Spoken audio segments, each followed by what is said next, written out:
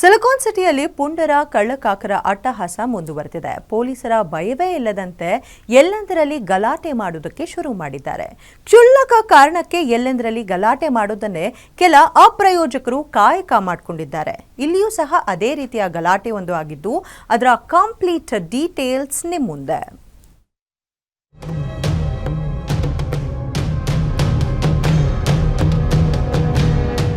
ಈ ಸಿಸಿಟಿವಿ ದೃಶ್ಯ ಗಮನಿಸಿ. ಹೀಗೆ ರಾಜ್ಯಾರೋಷವಾಗಿ ಅಂಗಡಿಯಲ್ಲಿ ಕಳ್ಳತನ ಮಾಡುತ್ತಿರುವ ಈ ಖತರ್ನಾಕ್ಗಳು ದುಡಿದು ತಿನ್ನುವ ಯೋಗ್ಯತೆ ಇಲ್ಲದೆ ಕಂಡವರ ಮನೆಗೆ ಕನ್ನ ಹಾಕುವುದನ್ನೇ ಕಸುಬು ಮಾಡಿಕೊಂಡಿದ್ದಾರೆ.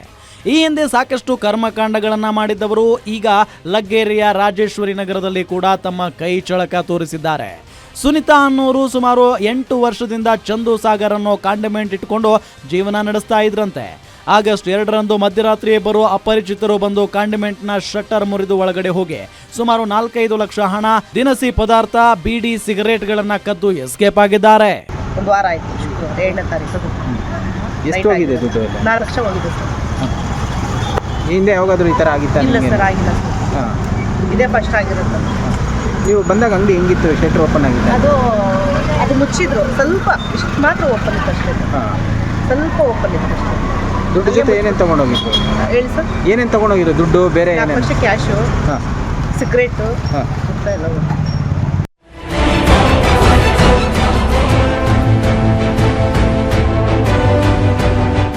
ಬೆಳಗಿನ ಜಾವ ಮಾಲೀಕರು ಬಂದು ನೋಡಿದಾಗ ಕೃತ್ಯ ಬೆಳಕಿಗೆ ಬಂದಿದೆ. ಇತ್ತೀಚೆಗೆ ಇದೇ ಏರಿಯಾದ 2 ಅಂಗಡಿಯಲ್ಲೂ ಕಳ್ಳತನ ಆಗಿತ್ತಂತೆ. ಇನ್ನು ಕಾಂಡಿಮೆಂಟ್ ಒಳಗೆ ಚಲ್ಲಾಪಿಲ್ಲಿಯಾಗಿ ಬಿದ್ದಿದ್ದನ್ನ ವಿಡಿಯೋ ಮಾಡಲು ಪೊಲೀಸರು ಪ್ರತಿರೋಧ ತೋರಿದ್ರಂತೆ ಎಂಬ ಆರೋಪ ಮಾಡಿದ್ದಾರೆ. ಇನ್ನು ಲಕ್ಷಾಂತರ ರೂಪಾಯಿ ಬಂಡವಾಳ ಹಾಕಿ ಸಣ್ಣ ಪುಟ್ಟ ವ್ಯಾಪಾರ ಮಾಡುವವರಿಗೆ ಹೀಗೆ ಮಾಡಿದ್ರೆ ಏನು ಮಾಡಲು ಸಾಧ್ಯ ಅಂತ ಅಲ್ಲಿನ ಏರಿಯಾ ಜನ ಕಿಡಿಕಾರಿದ್ದಾರೆ. ಪೊಲೀಸರು ಬೀಟ್ ಸರಿಯಾಗಿ ಬರಬೇಕು, ರಾತ್ರಿ ವೇಳೆ ಪೆಟ್ರೋಲ್ ವೆಹಿಕಲ್ ಸರಿಯಾದ ರೀತಿ ಕಾರ್ಯನಿರ್ವಹಿಸಬೇಕು, ಇಲ್ಲವಾದಲ್ಲಿ ಇದೇ ರೀತಿ ಮುಂದಿನ ದಿನಗಳಲ್ಲೂ ಆಗಲಿದೆ ಅಂತ ಅಭಿಪ್ರಾಯಪಟ್ಟಿದ್ದಾರೆ. ಈ ಅಕ್ಕಪಕ್ಕ ಎಲ್ಲಾರ ಬೇರೆ ಕಳ್ಳತನ ಆಗಿದ್ದು ಆ ಥರ ಏನಾರ ಇತ್ತಾ? ಇಲ್ಲಿ ಕೆಳಗಡೆ ಅಂಗಡಿ ಆಗಿದೆಯಾ? ನಮ್ಮ ಅಂಗಡಿ ಆದ್ಮೇಲೆ ಆಗಿರೋದು. ಈ ಆಟೋದಲ್ಲಿ ಬಂದಿದ್ರಲ್ಲ, ಯಾವ ಕಡೆ ಇದ್ರು ಅವರು? ಎಲ್ಲಿದ್ರು? ಆ ಕಡೆಯಿಂದ ಬಂದಿರೋದು.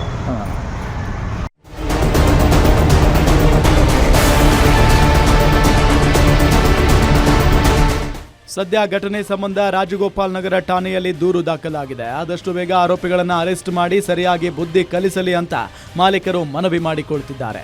ಅದೇನೇ ಇದ್ರೂ ಕಷ್ಟಪಟ್ಟು ದುಡಿಯುವ ಜನರಿಗೆ ಈ ರೀತಿಯಾಗಿ ಮಾಡೋದು ಎಷ್ಟರ ಮಟ್ಟಿಗೆ ಸರಿ ಹೇಳಿ? Ajay Kumar, crime bureau, guarantee news, Bengaluru.